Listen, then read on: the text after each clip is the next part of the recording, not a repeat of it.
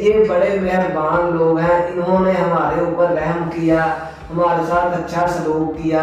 کیونکہ وہ اپنی طریق جانتے نہیں ہیں کہ یہ جن کو اپنے محسن کہہ رہے ہیں کہ بڑے رحم دل ہیں، ایسے ہیں ویسے ہیں، دراصل یہ اپنی طریق سے واقف نہیں ہے کہ یہی تو تھے تمہارے بڑوں کے قاتل۔ مختلف بادشاہوں کے متعلق کہا جاتا ہے کہ فلاں بادشاہ بڑا رحم دل اور اچھا تھا۔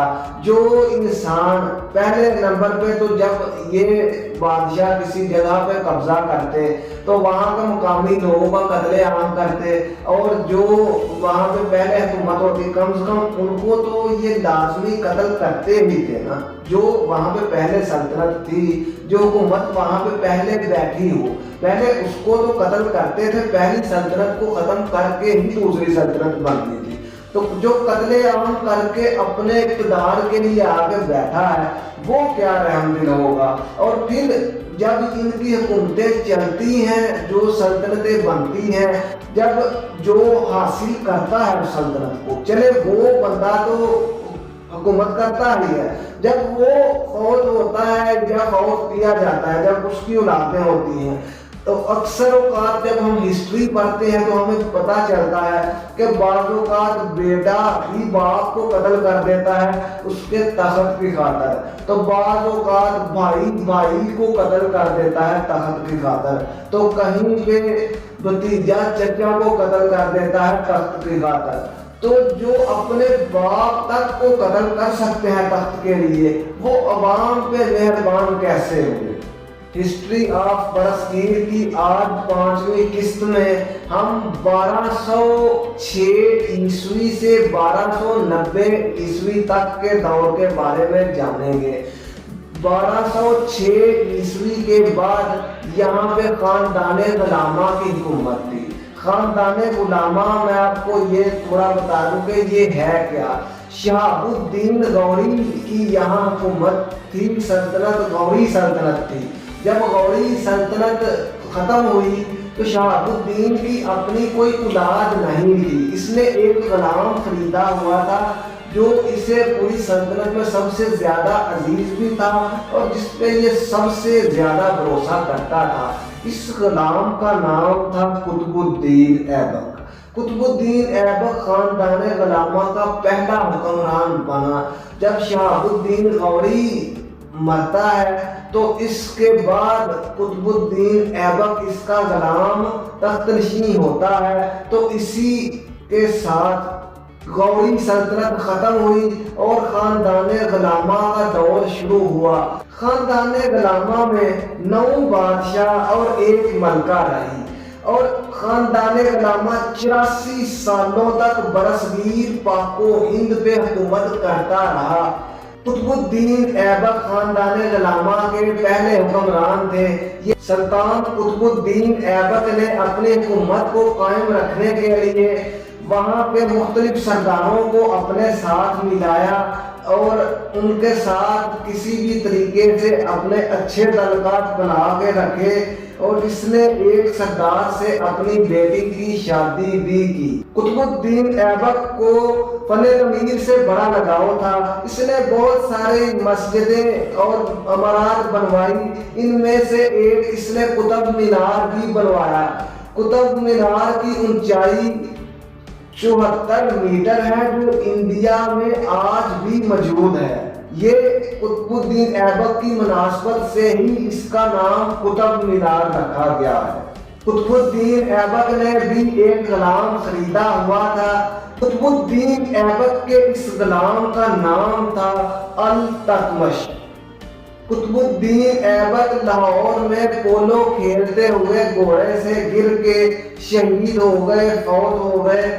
ان کی وفات کے بعد ان کا یہی ترک غلام التتمش شمس دین کا لقب اختیار کر کے تخت نشین ہو گیا۔ سلطان شمس الدین التتمش 1211 سے 1235 تک बरसगीर पाको हिंद पे राज करते रहे। सुल्तान शमसुद्दीन अल-ततमश जो थे ये बहादुर इंसान थे। उद्दीन ऐबक ने तो बहुत से कलाम खरीदे थे, हर कलाम को उसने बादशाह नहीं बनाया। शमसुद्दीन ततमश अपनी काबिलियत और खूबियों की वजह से बादशाह का मंजूर नजर रखा और बादशाह ने भी इसको इतनी अहमियत दी कि ये इस काबिल है कि मेरे बाद इसको तख्त नशीन किया जाए। और जब कुतुबुद्दीन ऐबक की वफात होती है, सुल्तान शमसुद्दीन ततमश तख्त नशीन हो जाते हैं। सुल्तान शमसुद्दीन ततमश के दौर में बहुत सारी बगावतें फूट गई थी। मुल्तान और लाहौर में बगावतें हो रही थी। बंगाल के राजा ने खुद मुख्तारी का ऐलान कर दिया था। इन सब बगावतों को सुल्तान अल-ततमश ने बड़ी बारीक बीनी से जायजा लेने के बाद कहीं पे मोहब्बत से प्यार से जो है ये बगावत खत्म की, तो कहीं जंग करके बगावत खत्म की। बहरहाल इसने एक मजबूत हुकूमत कायम की और सारी बगावतों को कुचला। सुल्तान शमसुद्दीन ततमश की 3 औलादें थी।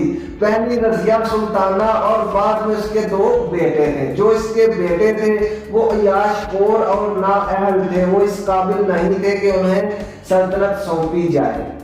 सुल्तान अल-ततमश ने दिल्ली में अखुवत इस्लाम मस्जिद और कुतुब मीनार का काम भी मुकम्मल करवाया। सुल्तान अल-ततमश ने अपने दौर में एक मजलिस बनाई जो इसे मशवरे दिया करती थी। इस मजलिस का उसने नाम रखा था 40 उमरा। ये 40 अफजल लोग होते थे जो जैसे आज की कौमी असम्बली और सूबाई असम्बली में MPA MLA होते हैं, तो ऐसे उस बादशाह ने 40 लोगों की एक मजलिस बनाई थी जो सिर्फ इससे मशवरा दे सकते थे। सुल्तान शमसुद्दीन ततमश 1235 में वफात पा जाते हैं। इनकी वफात के बाद तख्त पे रजिया सुल्ताना को बिठा दिया जाता है।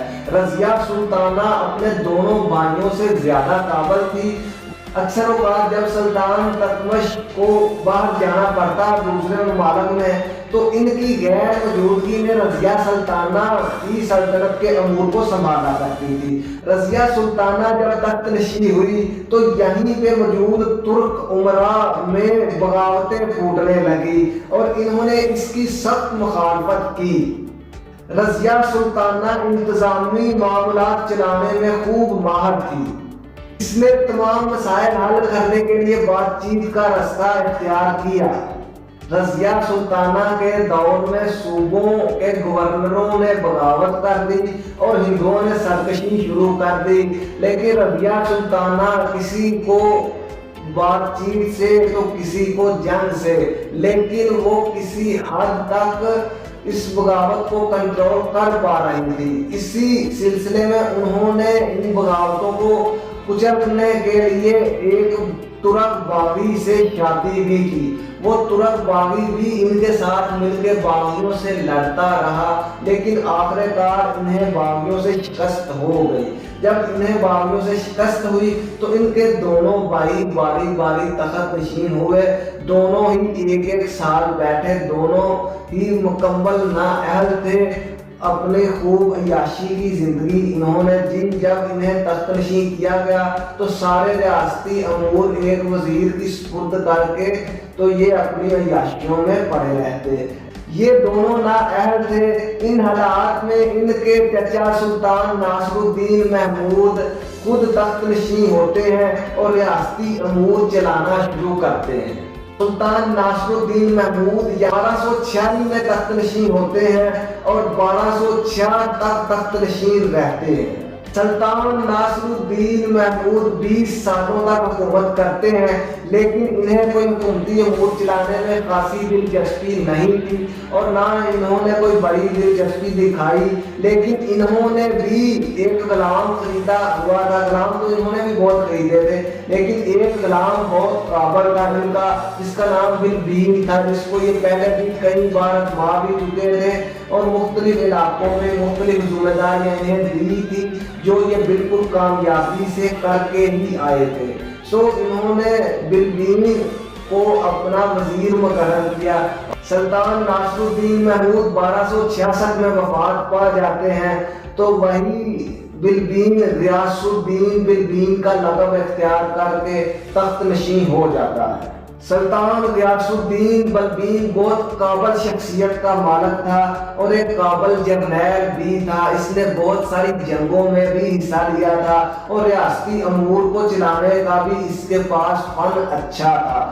اس نے پھر منگولوں سے بھی لڑائیاں لڑیں۔ اس دور میں منگول حملہ آور یہاں پہ آتے اور یہاں کی آبادی کو شدید نقصان پہنچاتے۔ بلبین نے ان سے نپٹنے کے لیے بہت سارے اقدام اٹھائے۔ پہلے نمبر پہ اس نے سرحدی علاقوں پہ جہاں سے وہ منگول یہاں آتے تھے وہاں پہ فوج کی چوکیاں مقرر کی اور وہاں کے مقامی لوگوں سے مضبوط رابطہ قائم کیا۔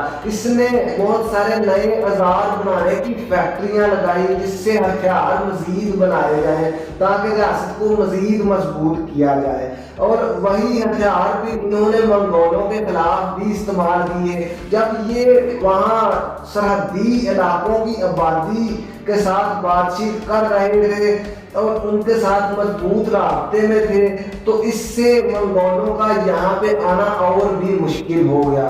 منگولوں نے ایسے حالاتوں کو دیکھتے ہوئے ہندوستان کو چھوڑا اور دوسرے علاقوں کا رخ کیا اور اس طرح منگولوں کا خطرہ ہندوستان سے ٹل گیا۔